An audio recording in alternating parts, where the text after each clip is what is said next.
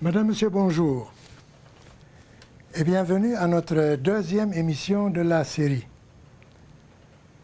Aujourd'hui, nous allons parler d'un sujet qui m'a été recommandé par vous. Lorsque Vidéotron m'a demandé de venir donner une autre série d'émissions, je me suis posé la question, mais qu'est-ce que je vais donner comme sujet? Eh bien, j'ai repris la lecture de votre courrier et j'ai classé une vingtaine de titres. Le premier titre qui m'a été le plus demandé, c'est ce que je vais démêler avec mes deux invités aujourd'hui. Mon premier invité, Louise Daou, artiste peintre, ancien élève de l'Académie Wattier. Mon deuxième invité, Michel Bachan, peintre et professeur de mathématiques. Et le sujet, comment déceler une bonne peinture, comment déceler la peinture qui va finir dans un musée. Pourquoi telle peinture finit au musée, telle autre, elle est belle et elle ne finit pas au musée. Eh bien, il y a un test. Le test a été fait par un certain Armand Drouin. Voyez-vous, le papier est petit, tout est là-dedans. Armand Drouin est un peintre, il est un fabricant de peinture, il est critique d'art, il est tout ce qu'on veut. Il connaît tout à propos de l'art. Et surtout à propos de la technique. Il s'est posé cette question-là.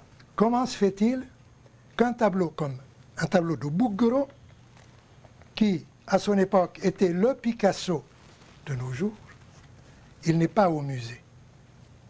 Il est déchu. Et que d'autres qui n'étaient pas connus, comme les impressionnistes, ils sont au firmament. Il a passé 45 ans de sa vie à chercher. Le résultat est là. Je vais tâcher de vous l'expliquer dans le temps qui m'est accordé. Eh bien, voilà sa méthode, facile à expliquer. Vous êtes devant un tableau pour la première fois. Et vous allez vous poser des questions, comme si c'est un ami qui arrive chez vous à la maison et vous voulez savoir quelque chose sur son physique, son moral et puis son psychique aussi. Le tableau, vous allez procéder de la même façon. Le tableau est là, vous allez l'analyser du point de vue anatomie, physiologie et biologie. Bon, il s'est posé cette question-là. Ce tableau, est-ce qu'il est vivant ou vivant en sursis, qui va mourir un jour ou l'autre, ou bien un vivant éternel? Il s'est dit ceci. Je vais poser le même problème vis-à-vis des êtres humains qu'à la peinture. Le tableau est un être vivant. Il vit. Je prends un être vivant et je vais le déformer complètement. Je prends un chirurgien diabolique, il va raser les cheveux, il va couper les oreilles, il va couper le nez, percer les tympans, percer les yeux, et la personne vivra toujours, n'est-ce pas? Il peut vivre sans tout ça. Il lui coupe les deux bras, il lui coupe les deux jambes, un bon chirurgien, et la personne peut vivre aussi. Mais si on lui coupe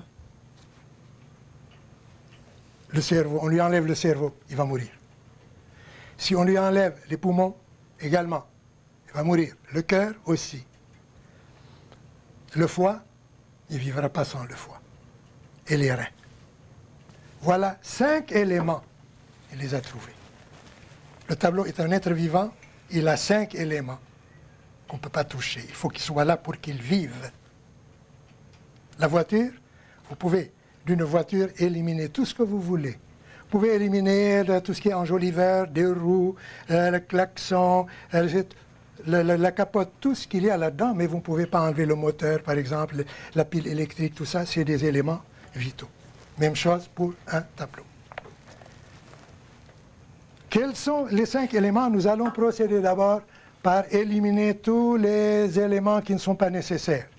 Parce que il y a des éléments qui sont indispensables, vitaux. Je les laisse pour la fin. Ils sont au nombre de 5.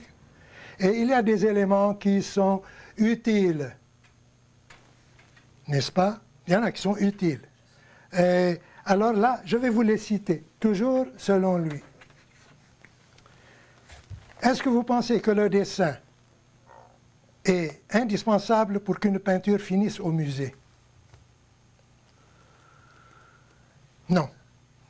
La raison, si vous prenez un tableau de Gauguin avec les pattes, avec les doigts, si vous prenez Cézanne avec les doigts qu'il faisait, c'était stylisé. Ils ne sont pas beaux. Ça dépend de ce qu'on entend par dessin. Le dessin, c'est la configuration de l'objet. La ligne extérieure, le dessin, c'est le contenant. Oui, mais il faut que le contenant soit quand même proportionné. Ah, Si on veut le déformer, il faut D'accord. d'abord que les proportions d'accord, vous soient dites juste au proportionné. début. Est-ce que vous pensez que Cézanne, quand il a fait le garçon au gilet rouge, l'ombre et avec un petit bras, est-ce que c'est proportionné? Il a été exposé ici à Montréal, dans la collection de Burle. Eh bien, l'avant-bras est 2 fois plus long que le bras. Et il est au musée. Donc, le dessin n'est pas indispensable. Pourtant, c'est un dessin, même si les proportions ne sont pas celles à ce qu'on s'attend de trouver dans la réalité de tous les jours, c'est quand même ça. C'est une composition, c'est un... Bon, alors la composition, directeur. c'est la composition qui entre en jeu. Ce n'est pas le dessin en soi. Le dessin, vous pouvez... Écoutez, je vous donne un exemple et puis on va passer à autre chose.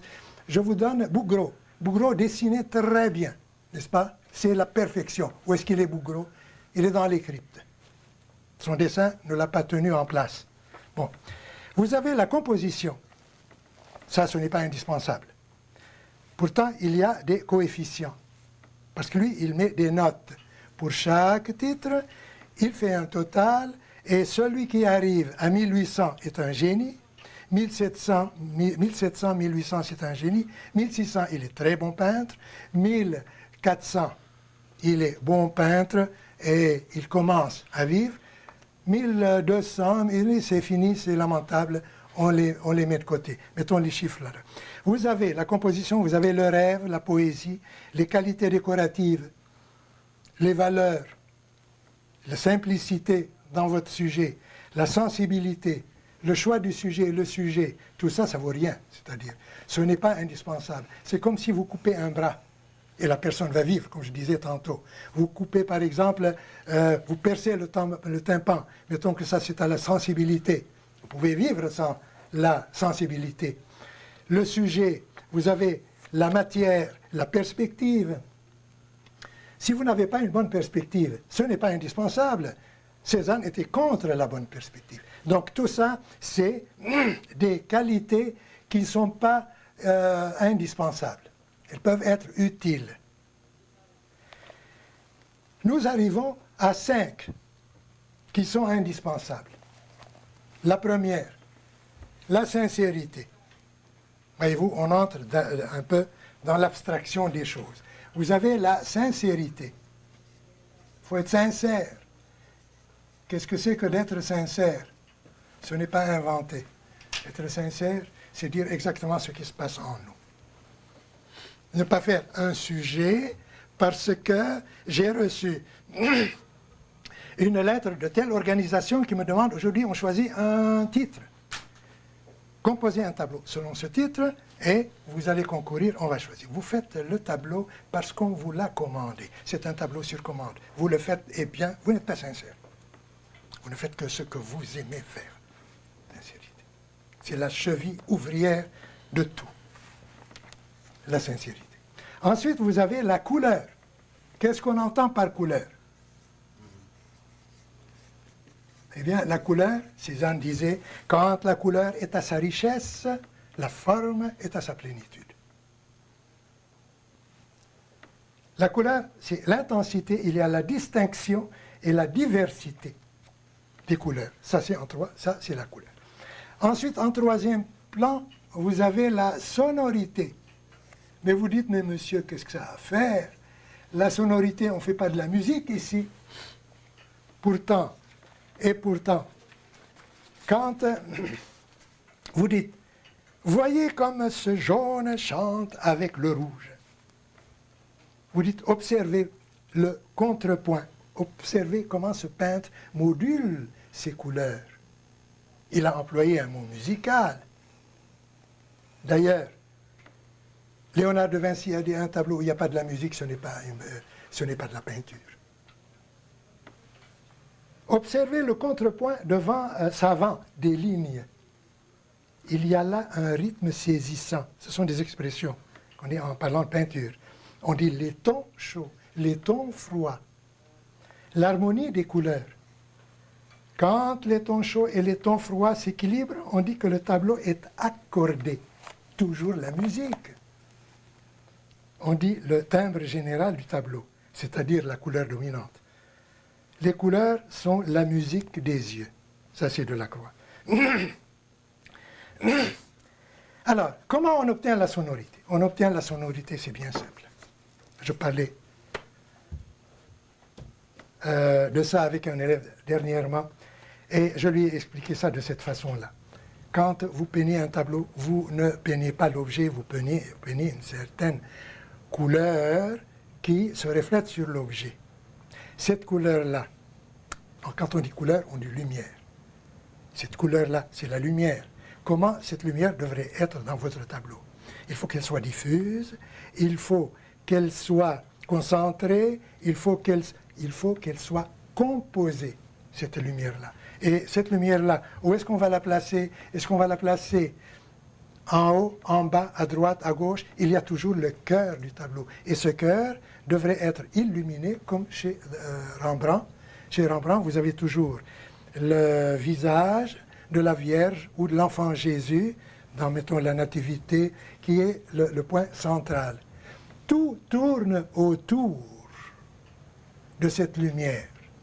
Et les yeux, quand ils regardent ce tableau, les lumières sont balisées. Vos yeux vont sauter d'un coin à un autre dans votre tableau, sans sortir ailleurs. Pourquoi? Parce que le peintre a bien su baliser son parcours. Parce que, remarquez, les yeux, quand vous regardez, vos yeux ne vont jamais linéairement. C'est-à-dire comme ceci. Ils ne regardent pas comme ça. L'œil va faire le trajet comme ça, par bond. L'œil bondit, ne fait jamais un trajet. Ça bondit tellement vite que les machines les plus perfectionnées qu'on a au XXe siècle, au siècle où on va vers Mars et Vénus, ils ne sont pas arrivés, ces machines-là n'ont pas pu arriver à mesurer la vitesse avec laquelle un œil fait un bond d'un point à un autre.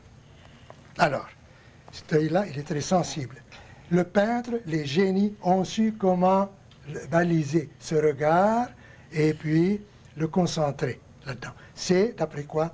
D'après la sonorité, d'après les couleurs, la répartition des couleurs. Ensuite, on va passer la sonorité. Après la sonorité, qu'est-ce qu'on a? On a la personnalité dans la conception, deux choses, les deux dernières et non les moindres. La personnalité dans la conception, personnalité, j'écris ça comme ça en abrégé, personnalité dans le concept, mettons conception, voilà, et la personnalité dans l'exécution de votre tableau. Voilà, exécution. Personnalité dans la conception, qu'est-ce que c'est? La personnalité dans la conception, c'est, comme je vous disais tantôt, vous êtes un peintre, vous avez votre caractère propre, vous avez votre humeur propre, votre personnalité que vous avez acquise, non pas seulement de votre naissance, mais vous allez acquérir une personnalité à travers votre vie dans la société. Tout va jouer sur le fonctionnement de votre personnalité. Si Picasso était né en Afrique, il aurait fait d'admirables têtes africaines. Je ne crois pas qu'il aurait pu aller plus loin, mais il aurait fait des choses merveilleuses.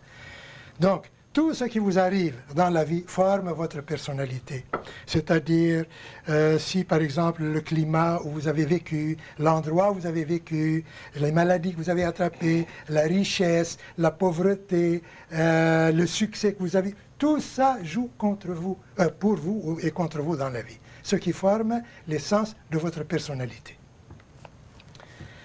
Maintenant, vous avez encore la personnalité dans l'exécution. Qu'est-ce que c'est la personnalité? Dans l'exécution, c'est la technique. Et tous les peintres et tous les critiques sont d'accord que technique et peinture sont synonymes. Et le génie pictural se résume à l'invention d'une technique. Inventez une technique et vous allez au musée. Elle est vôtre. Donc, la personnalité dans l'exécution du sujet. L'exécution, évidemment. Là, je peux me remettre, pour me faire comprendre un petit peu plus, vous avez des coefficients. Regardez qu'est-ce qu'il a fait, lui. Le test, la sincérité, l'intensité colorée, la sonorité, personnalité dans la conception, personnalité dans l'exécution. 1, 2, 3, 4, 5, c'est bien ça. Alors là, il a mis des coefficients. Mettons, vous êtes devant ce tableau, le tableau, votre tableau qui est là. Je regarde votre tableau et je vais faire beaucoup d'exercices. Voyez-vous, moi, ce papier-là, j'en fais des copies, des photocopies, j'en ai toujours un. Je vois un tableau qui m'intéresse, le peintre m'intéresse, je vais lui mettre les notes, selon mon savoir, selon mes sensations à moi. Donc, pour la sincérité, il met 8, coefficient 8. Pour l'intensité colorée, 7. Et 3 plus l'autre, 10. 10 pour l'intensité colorée. Pour la sonorité, il met 7. Pour la personnalité dans la conception, votre personnalité à vous, votre manière d'être et de vivre, 12. Personnalité dans l'exécution, 5. Maintenant, vous avez les éléments secondaires. Le dessin, il y en a qui ont hurlé quand André Drouin est venu à l'École des Beaux-Arts avant d'imprimer son livre. Il nous a passé des fascicules. Étudiez tout ça, dites-moi ce que vous en pensez. Eh bien, ça a bardé à l'École des Beaux-Arts. Évidemment, ceux qui ont fait du tapage, ce sont des jeunes qui ont beaucoup plus de prétention que de savoir. Mais il a eu le dessus. Comment le dessin, vous ne l'incluez pas dans les qualités vitales? Il leur a démontré que les plus grands peintres, Picasso, quand il fait les Demoiselles d'Avignon, vous avez vu le tableau des Demoiselles, des figures déformées. Et alors, il n'y a pas de dessin là-dedans. Donc le dessin vaut rien. Le dessin, vous avez 1 et 5, 6 seulement. Il lui met 6 notes. Composition, des volumes graphiques lumineux, 4, 5 et 4. Le rêve, 6. Qualité décorative, 2. Si vous mettez beaucoup de décoration, mettons boucle d'oreille ici, des bracelets par là, ça c'est décoratif, 2. Valeur, 3. Simplicité, 3. Sensibilité, 5. Le sujet, le choix du sujet, 2 seulement.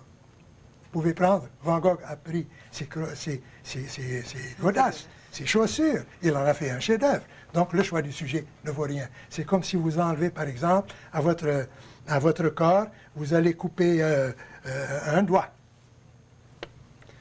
La perspective, rien. Combien il lui met? 1.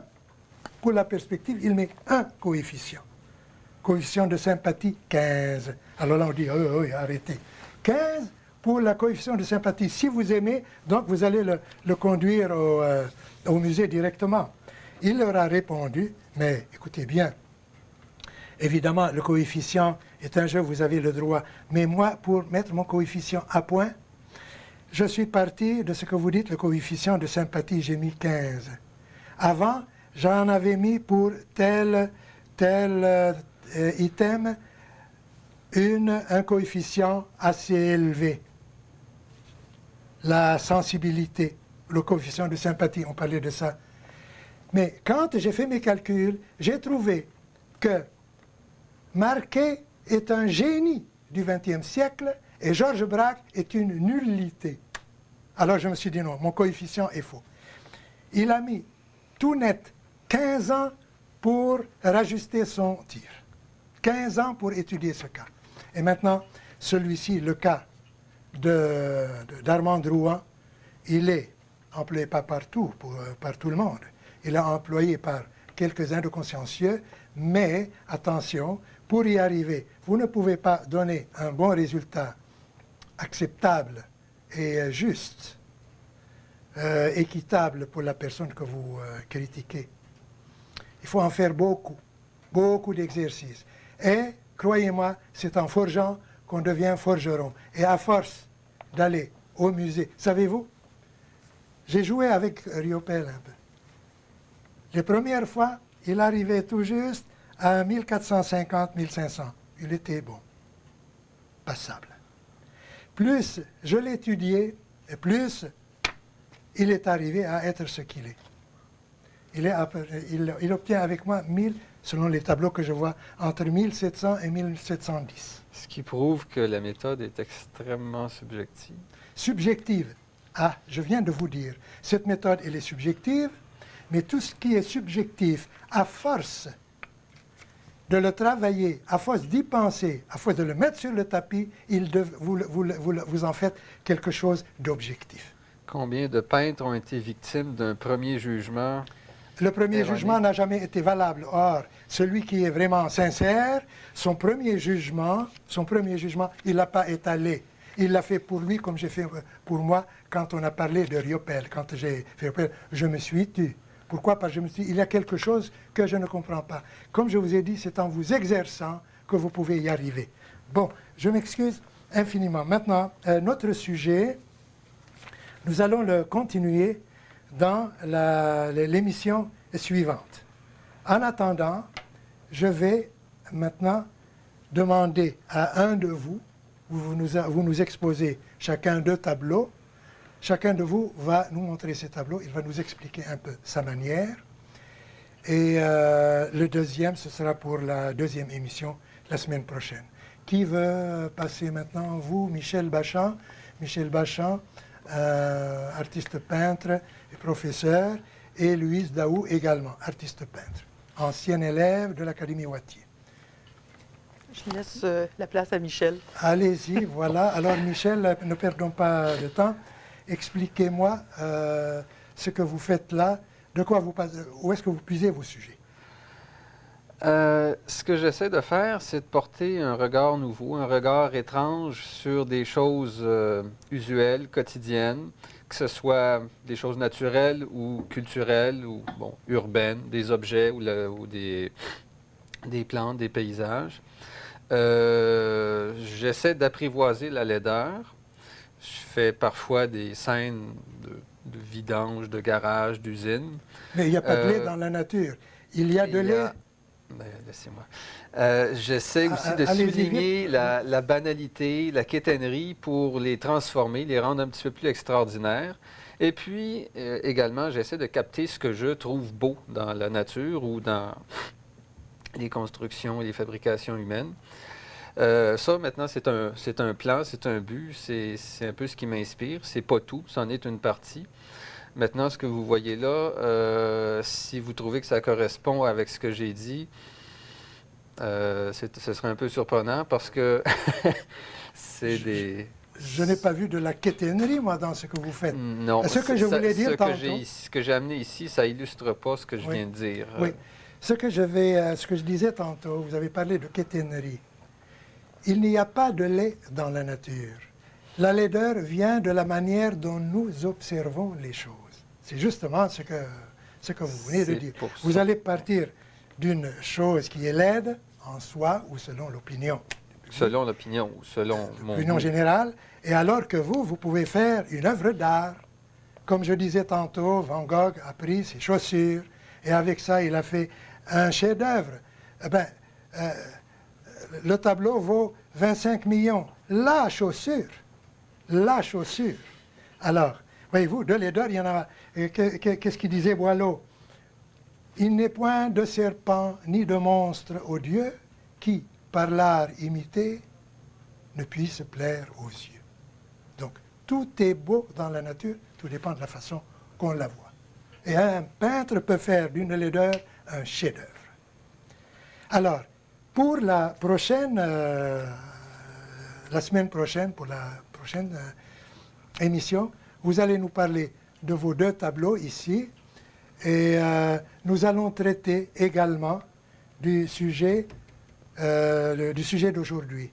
Et vous allez me poser les questions et on va discuter un peu de cette méthode, comment peut-on savoir si une œuvre d'art est apte à être immortelle. Et pourquoi il y a des tableaux qui deviennent immortels alors que du vivant, du peintre, comme par exemple les impressionnistes, personne ne pouvait les digérer, et que les peintres comme Bouguereau aujourd'hui, qui se trouvent où? Qui se trouvent dans les cryptes des musées, et de leur époque, ils étaient célèbres. Alors, nous allons discuter de ça durant la séance prochaine.